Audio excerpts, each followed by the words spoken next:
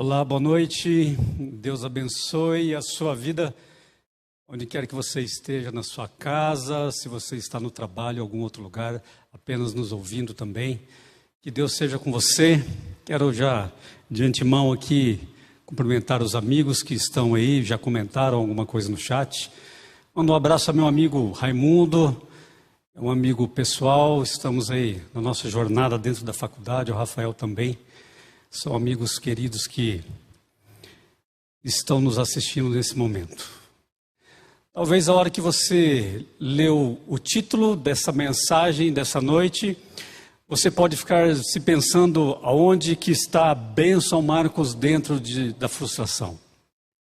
Eu quero dizer para você que frustrar-se faz parte da nossa vida e com certeza eu falo com pessoas que já passaram por grandes frustrações na vida, e hoje eu quero dizer a você que com a frustração está tudo certo. O que está errado talvez seja a maneira que nós reagimos diante dela. Ela pode ser realmente benéfica ou talvez maléfica para a nossa vida.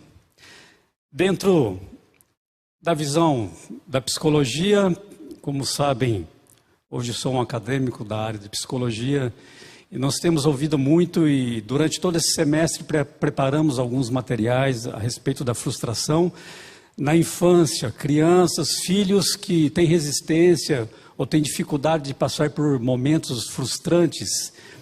E quando você estuda um pouco os teóricos da psicologia, como Vygotsky, como Piaget, também como Winnicott, Philippe Herrier, são teóricos que contribuíram muito dentro da psicologia, e qual seja a abordagem de maturação como Piaget, ou talvez aprendizagem, desenvolvimento como Vygotsky, nós percebemos que todos eles vão falar da frustração na infância como algo muito importante. E para você que é pai como eu, que sou pai já de uma mulher já, de 27 anos, mas teve a sua infância, mas ainda talvez você tenha seus pequenos dentro de casa. Quero dizer a você que a frustração, ela fará parte da vida dos seus filhos, de maneira que, como Marcos falou na sua oração um pouco sobre resiliência, a frustração é o que serve de base, de alicerce, para que futuramente, como pessoas jovens, adolescentes e adultos, encarem a frustração de maneira saudável. E eu quero dizer para você, antes de abrir a palavra de Deus nesse momento, pais que protegem muito os filhos, que tentam evitar na vida do filho, da criança, que ela passe por momentos que a frustre, você tem contribuído para criar, desculpe o termo, um adulto, um bebezão dentro de casa. Porque a dificuldade que a criança vai ter diante da frustração, é hora do pai agora abraçar, acolher, mostrar para o filho outras possibilidades. Olha, se não deu dessa maneira, vamos tentar montar de outra. Isso vai criando em nós, durante a infância, essa criatividade, essa base, essa estrutura para que você lide com os problemas da vida. Os pais que têm privado os filhos desses momentos, aquele pai que facilita tudo, que ele faz tudo pelo filho, onde o filho talvez esboce uma tristeza, você não quer, você quer compensar de outras maneiras. Olha, está chovendo, não dá para ir na piscina, mas vamos pedir um lanche, está aqui, eu quero recompensá-lo e compensar de outra maneira a frustração. Realmente, na sua fase adulta, ele terá dificuldades, porque o que eu tenho feito com meu filho é mostrar a vida para ele de uma maneira que não é real. Não é dessa maneira, e eu e você sabemos hoje, na nossa fase adulta, que a vida ela é dura, ela é difícil a vida. Mas essa preparação é muito importante na infância. Nós temos que realmente olhar para os nossos filhos e entender que a frustração, ela vem como algo positivo. Mostra a ele o lado positivo disso. Olha, errou, doeu, respeito, mas vamos tentar de outra maneira, vamos fazer juntos, construa junto, e eu tenho certeza que você estará contribuindo para filhos mais fortes e preparados para a vida. Quando eu olho para esses teóricos dizendo essas coisas, e faz muito sentido, claro, Eu olho para Jesus agora chamando os seus discípulos, e alguns questionam e perguntam: por que pescadores, homens tão simples? Ora, pescadores, você vai encontrar no Evangelho de Lucas, Jesus, o encontro com Pedro, ele emprestando o barco de Pedro para servir-lhe de palco, para que ele falasse às pessoas que ali estavam. Está no pescador uma condição de superação tremenda, porque se ele sair hoje, e como se diz no popular, se o mar não está para peixe, ele vai lançar as suas redes, vai recolher as suas redes, vai limpar as suas redes, e no outro dia ele estará ali de novo. A capacidade de se superar isso, a dificuldade, o não, ou talvez a frustração de não ter pego nada naquela noite, naquele dia, isso faz com que esses pescadores lidem muito bem e criem uma resiliência que é invejável. Então você olha para Jesus agora escolhendo esses homens de maneira muito, mas muito diferente daquilo que eu olhava como homens que talvez não sabiam falar, como Paulo, um douto, um homem doutrinado por Gamaliel, falava outros idiomas para falar com reis e os teólogos da sua época. Mas os pescadores passariam pelos momentos que passaram junto com Jesus, pela capacidade que tinham de superar as frustrações e lançar as suas redes novamente, e é uma resiliência muito bem desenvolvida. Isso nos ensina muito. E eu quero convidar a você a abrir a sua Bíblia na sua casa, ou o aplicativo, qual seja o meio que você vai ler a palavra nessa noite. Convido você a abrir no livro de segunda carta aos Reis, segundo Reis. Segundo Reis, no capítulo 4, nós vamos falar um pouco sobre a vida de Eliseu. E para você entender quem é Eliseu, Eliseu é um profeta, escolhido por Deus, claro, mas Eliseu é o homem que acompanhou Elias no seu ministério, e Eliseu pede algo para Elias, que ele disse: olha, tudo aquilo que você tem, eu quero pedir uma porção dobrada do seu espírito. E Elias disse o seguinte para Eliseu: Eliseu, se você realmente quer a porção dobrada, então me acompanhe. Porque no dia que eu for elevado ao céu, se você estiver comigo, você receberá. Agora imagine Eliseu sabendo disso. E é interessante entendermos a vida de Eliseu, porque a Bíblia relata que quando Elias jogou a sua capa sobre Eliseu, chamando ele para assumir esse ministério profético, Eliseu só disse uma coisa: Elias, olha, você só espera eu ir lá na minha casa e despedir dos meus parentes. Naquele mesmo momento ele aceitou o chamado, foi até a sua casa se despedir da sua família, e Eliseu faz algo impressionante. Ele manda pegar todo o seu gado e distribuir ao povo. Ele fez um grande churrasco. E Eliseu, ele dispensa todo o seu rebanho pelo seguinte: para que ele não tivesse nenhum vínculo mais naquela terra, para que ele não se preocupasse, como é que será que está a minha fazendinha lá? Como será que estão os meus bens? Então Eliseu, ele dispensa tudo para servir nesse ministério ao convite do profeta Elias. E então Elias vai, sobe ao céu, como é relatado no livro de Reis, e Eliseu, o primeiro teste que ele faz como profeta é bater a capa de Elias, e então o fluxo do rio, ele para que ele passasse em seco. Você vai olhar para a vida de Eliseu e você vai perceber que Eliseu fez muitas maravilhas em nome de Deus. Eliseu é um homem que fez flutuar um machado até o seu cabo. Eliseu, ele é o homem que, apenas por ser zombado por alguns, saíram duas ursas da mata, e a Bíblia diz que aqueles rapazotes foram violentados por aquelas ursas, por apenas ter zombado de Eliseu. Eliseu, ele vai fazer muitos milagres. E sabe o que é interessante no capítulo 4? Que o milagre do azeite, se você quiser acompanhar a minha fala, eu vou fazer uma narrativa aqui. É interessante que eu quero comparar duas condições hoje da pessoa que sabe passar pela frustração, aquela que deseja resolver o seu problema naquele momento, e uma que primeiro se prepara para quando chegar o problema, então ela vai passar com louvor sobre esse problema. E no capítulo 4, a partir do verso 1, você encontra o milagre do azeite. E o que foi isso? Uma mulher, esposa de um dos alunos de profetas de Eliseu, ela perde seu esposo, e agora ela vai até Eliseu, e olha bem o que ela diz: Eliseu, você sabe muito bem como o meu esposo era fiel. E agora ele devia alguns bens, algumas finanças, e o homem que está o cobrando quer levar os meus 2 filhos como escravos, como pagamento, porque eu não tenho dinheiro. Então perceba que quem tem um relacionamento com Deus não é ela, é o seu esposo, o seu ex-esposo, que acabava de falecer. E agora o profeta dizia: o que eu posso fazer por você? O que você tem para saldar essa dívida? Ela disse: olha, eu não tenho nada, a não ser um pouco de azeite. Então ele diz: olha, vai para sua casa, chame os vizinhos, peça os baldes, peça os reservatórios, porque nós vamos encher de azeite. E quanto mais ela pedia na vizinhança, os potes emprestados, o azeite ia se multiplicando. Até que chegou um momento que ela disse: olha, eu não tenho mais onde pôr. Então cessou o milagre, cessou o azeite. E agora Eliseu diz assim para ela: agora você vai, pega todo esse azeite, vende ele e salda a sua dívida.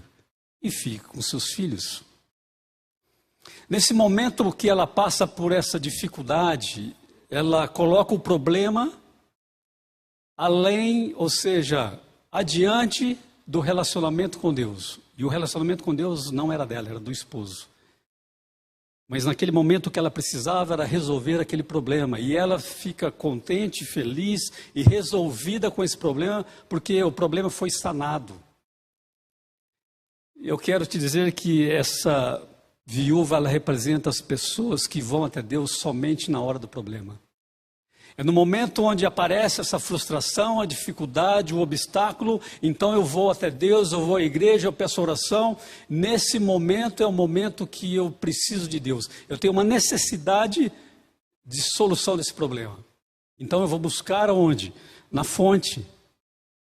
Porém, os profetas nessa época, eles eram vistos como servos realmente de Deus e pessoas onde Deus agia através deles. Então ela vai buscar a Deus no momento da sua dificuldade. E muitas são as pessoas que só procuram Deus no momento de dificuldade. Resolvido, resolvido. Então segue a vida. No próximo problema, na próxima dificuldade, na próxima frustração, me falta competência para lidar com ela, então agora eu vou até Deus novamente. Porque uma coisa é certa: se eu não posso resolver, Deus pode. Então alguns enxergam Deus como sendo um Deus de resolução de problemas.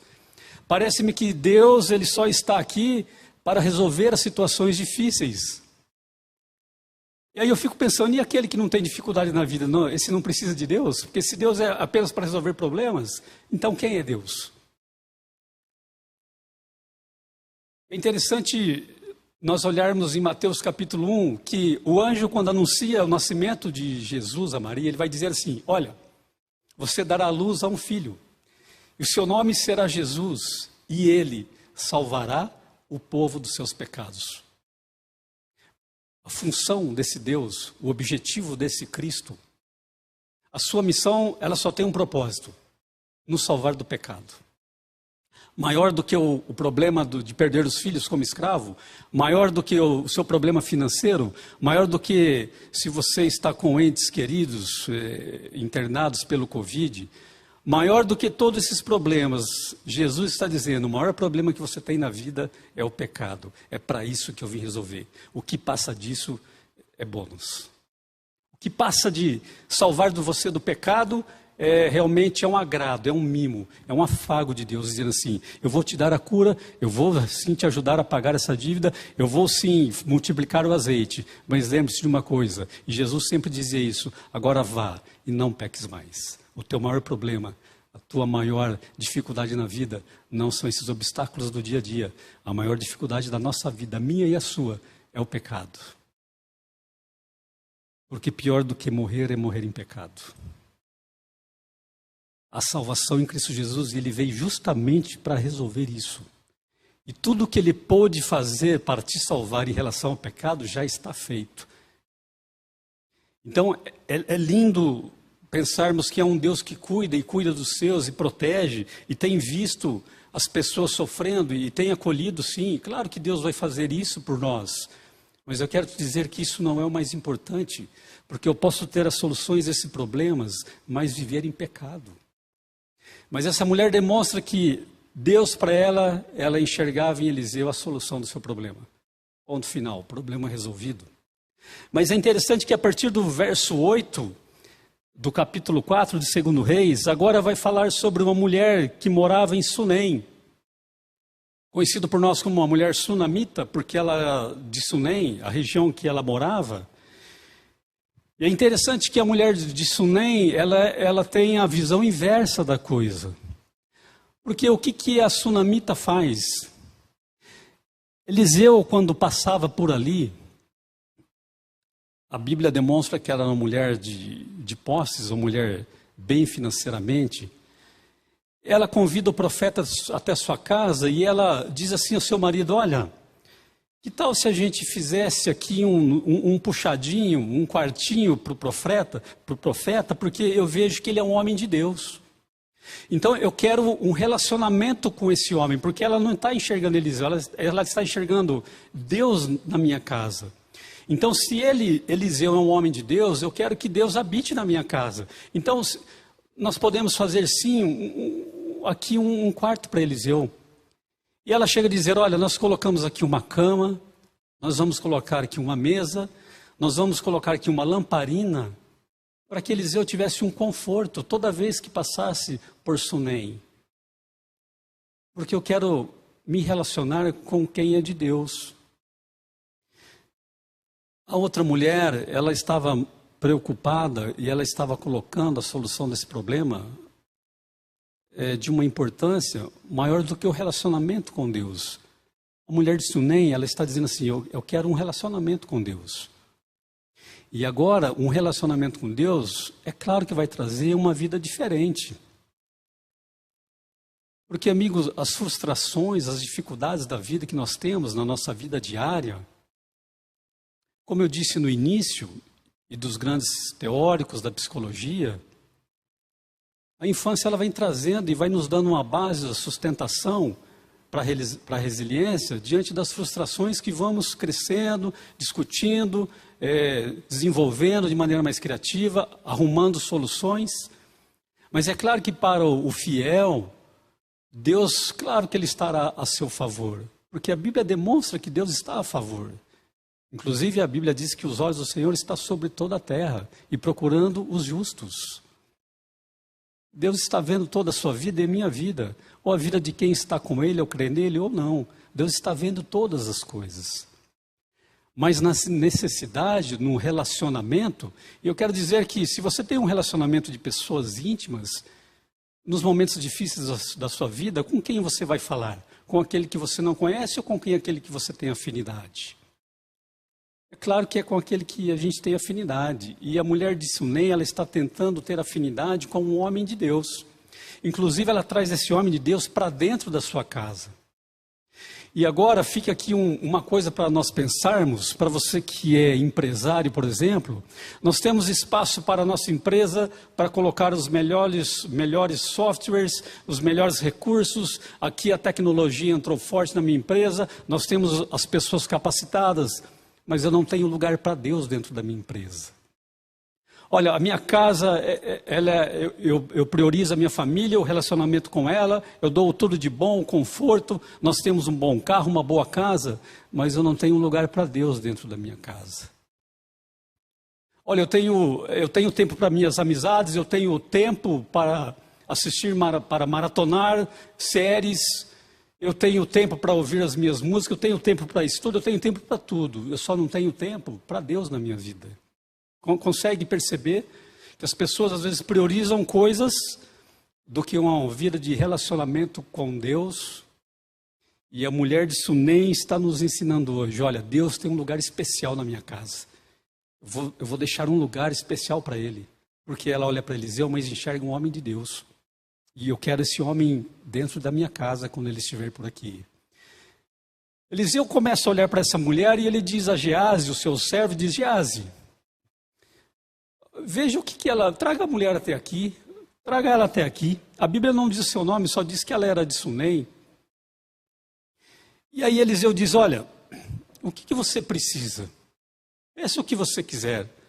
Você quer que eu fale algo com o rei? Olha como Eliseu é um homem influente. Quer que eu fale algo com o rei? Você quer que eu peça algo ao capitão do exército? Essas são as palavras de Eliseu. Eu sou um homem influente aqui, eu tenho liberdade, eu tenho passe livre. E ela olha para Eliseu e diz, não, eu não tenho nada para te pedir. Ela só quer um relacionamento saudável com Deus. Mas Geazi diz assim para Eliseu, sabe o que eu tenho percebido? Me parece que eles não têm filhos. Não há criança aqui. E ela já era de idade, e seu esposo também. E Eliseu então chama ela e diz, olha, nesse mesmo tempo, você terá um filho. Ou seja, ano que vem, nessa mesma data, você terá um filho. E ela ainda dá a impressão que ela põe a mão assim no peito até diz, Eliseu, não brinque comigo. E Eliseu disse, eu estou te dizendo, você terá um filho. E o tempo passa e o filho vem. E agora, o capítulo 4, ele vai dar um salto no tempo, porque demonstra já o pai indo ao trabalho e levando o seu filho. A criança já tem a capacidade de estar junto com o seu pai no trabalho. Mas a Bíblia diz que ele teve uma grande e forte dor de cabeça. E o pai, olhando para o menino agora em sofrimento, diz, olha, leve ele para sua mãe, leve ele para casa. E infelizmente o menino faleceu. Aquele menino de bênção, de presente de Deus, ele veio a se tornar enfermo e veio a falecer. E agora? E agora que ela pede ao seu servo para selar uma jumenta e diz, eu vou até Eliseu. E então ela depressa pega esse seu meio de locomoção e vai até Eliseu. Eliseu já viu-a de longe e percebeu que ela estava preocupada e disse a Geazi, Geazi, vai até ela. E quando Geazi vai até ela, pergunta, está tudo bem? Ela diz, está tudo bem, mas eu quero falar com Eliseu. Ela não foi lá para falar com Geazi, ela foi lá para falar com Eliseu, o homem de Deus. Ela diz, olha Eliseu, o meu filho, realmente ele ficou enfermo. E eu coloquei ele na sua cama. Você pode ir até a minha casa? E agora Eliseu diz para Geazi, olha, vai à frente, não pare para falar com ninguém, chegue lá rápido. E quando Geazi chegou lá, realmente o menino estava morto, desfalecido, em cima da sua cama, no cantinho de Deus. Por que ela coloca no quarto? Porque ali era onde o homem de Deus habitava. E agora, ela chegando Eliseu pede para que Geazi saia, entra no quarto. E a Bíblia demonstra que Eliseu se debruça sobre a criança, colocando palma com palma, nariz com nariz, boca com boca, ou seja, ele deitou sobre o menino. E ali o menino expirou novamente. E agora Eliseu vai e diz para ela, aqui está o seu filho. Puxa, que bênção. Fruto de um relacionamento com Deus. Deus primeiro lhe dá o filho, depois Deus lhe dá a oportunidade de tê-lo pela segunda vez depois da sua morte. Olha quem era Eliseu também, esse homem de Deus, a ponto de Deus usá-lo para ressuscitar uma criança. Fruto de relacionamento com Deus. Querido amigo, você que está nos ouvindo, não sei como você lida com as dificuldades da sua vida e talvez você esteja num momento de questionamento, questionar a Deus e se perguntar. Algumas pessoas ficam olhando para o quadro atual da pandemia e ficam olhando para todas as desgraças que tem hoje na nossa mídia. Você liga para assistir o jornal e realmente a sociedade ela está bem complicada, complexo é o nosso quadro hoje. Porém, a Bíblia já previa todo esse quadro. E a pessoa que tem um relacionamento com Deus, é claro que ela se entristece, é claro que ela chora na perda, mas ela tem uma esperança. E a esperança que essa mulher tinha em ressuscitar o seu filho, e é por isso que ela vai atrás de Eliseu, é a mesma que eu e você temos hoje na restauração desse mundo de pecado, porque é a promessa de Deus. Então, as dificuldades virão. A primeira mulher, ela queria que fosse resolvido ali o problema naquele momento. A segunda, ela primeiro se relaciona com Deus, tem uma amizade com ele, com esse homem chamado Eliseu. E depois os frutos virão, porque Deus está agindo a seu favor. E talvez o filho poderia não voltar à vida. Mas é certo que uma pessoa que se relaciona bem com Deus nas perdas, assim como temos perdido os amigos, perdendo pessoas, entes queridos, nesse quadro onde está instalado dessa pandemia, entristecemos, choramos, sentimos a ausência, porém a resiliência nos faz com que nós sigamos em frente diante dessas dificuldades. Por quê? Porque eu tenho um Deus, e esse Deus é um Deus de promessas, e toda promessa na Bíblia será cumprida. A Bíblia demonstra que, por mais que soframos, Jesus já dizia assim, e Jesus disse um dia aos discípulos: olha, eu sempre falo com vocês por parábolas, mas agora eu quero dizer a vocês uma coisa. Eu falarei agora de maneira clara com vocês. Dessa vez eu não falarei em parábolas. Dessa vez eu quero falar com vocês e quero dizer a vocês uma coisa. Eu falo dessas coisas agora para que vocês encontrem paz em mim. Se você quer encontrar paz, querido amigo, Jesus está dizendo: eu estou sendo claro na minha palavra para que vocês encontrem paz em mim. Você quer paz verdadeira? É em mim. E Jesus diz mais: olha, eu quero dizer uma coisa para vocês. Estou dizendo porque no mundo vocês terão aflições. Mas sejam perseverantes. Por quê? Porque nessas aflições vocês vão encontrar paz em mim. Eu quero dizer uma coisa a vocês. Eu venci o mundo. Você vai encontrar paz em mim porque eu venci o mundo. Então tudo que o mundo demonstra hoje por causa do pecado, e por causa da ação do pecado e do inimigo de Deus, nós temos que entender que Jesus está dizendo: ó, venham até a mim que você encontrará paz. E é por isso que eu estou falando claro agora com vocês, meus discípulos. Sejam perseverantes, creiam nisso. Porque eu venci o mundo, eu darei vitória a vocês. A história da primeira mulher se resume em 7 versículos. A da sunamita, ela vem se desenrolando. E quando a palavra chega no capítulo 8 de 2 Reis, depois de Eliseu fazer flutuar o machado, depois de homens comer comida envenenada e Eliseu fazer com que eles fossem curados ali, depois de Eliseu curar Naamã, é interessante que no capítulo 8, quem volta a aparecer é a sunamita. Porque Eliseu havia ido até a sunamita e dito assim para ela: olha, haverá 7 anos de fome. E eu estou te avisando porque Deus me mostrou.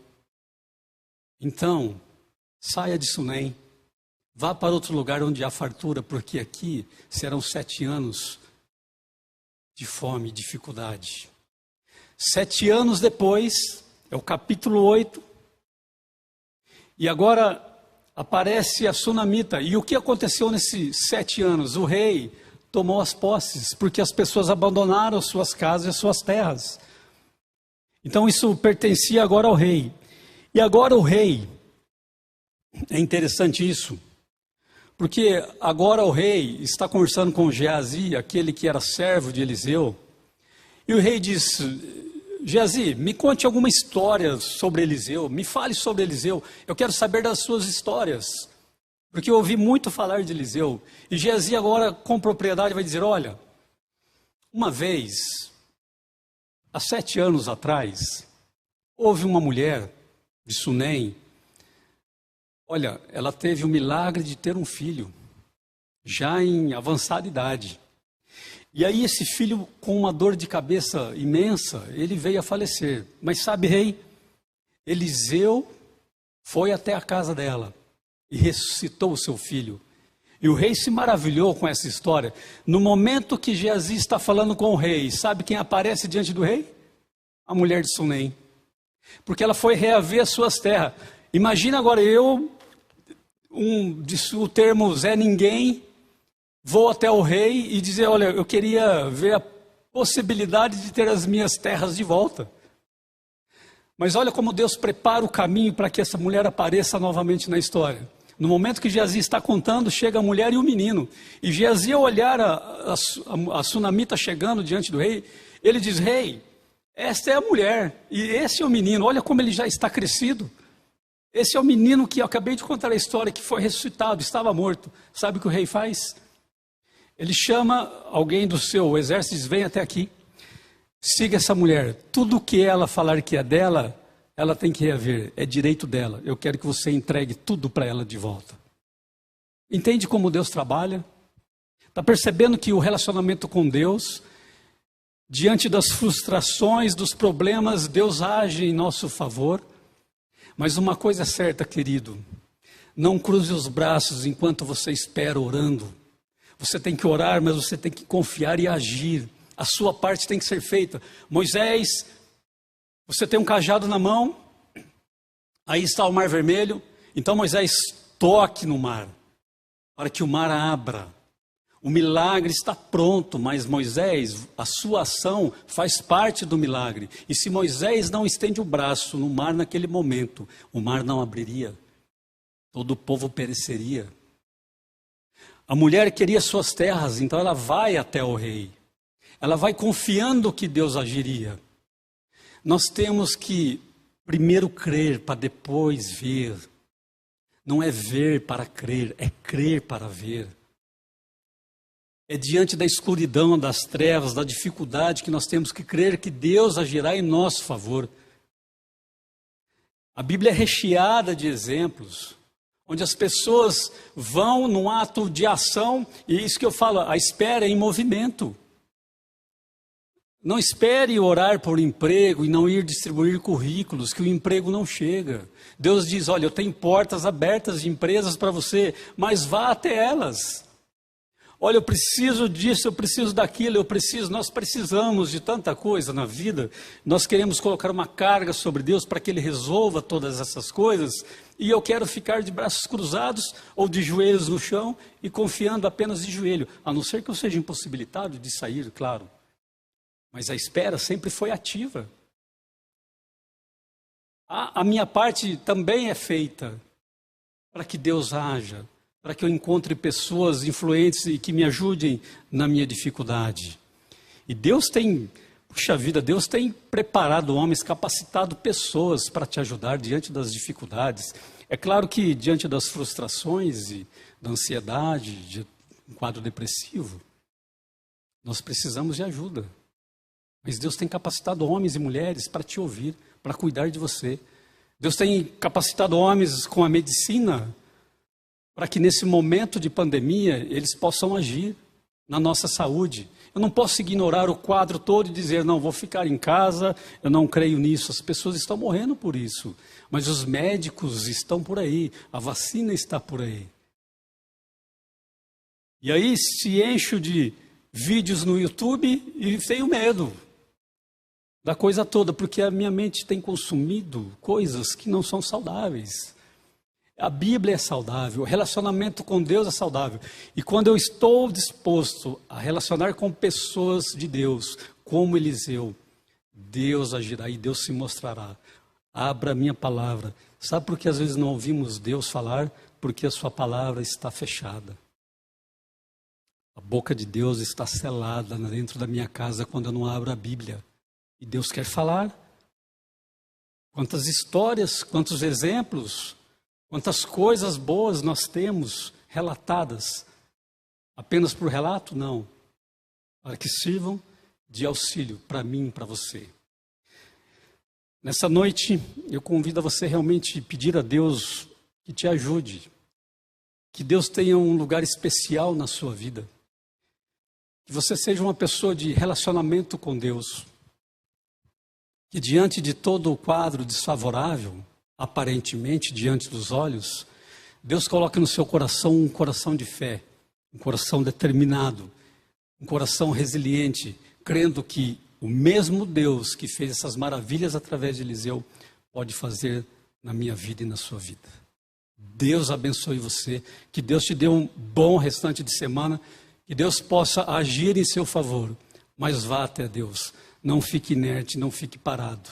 Faça a sua parte. Confie em Deus e o mais Ele fará. Deus abençoe você. convido a você, onde quer que você esteja agora, fechar os olhos para que nós oremos ao Senhor.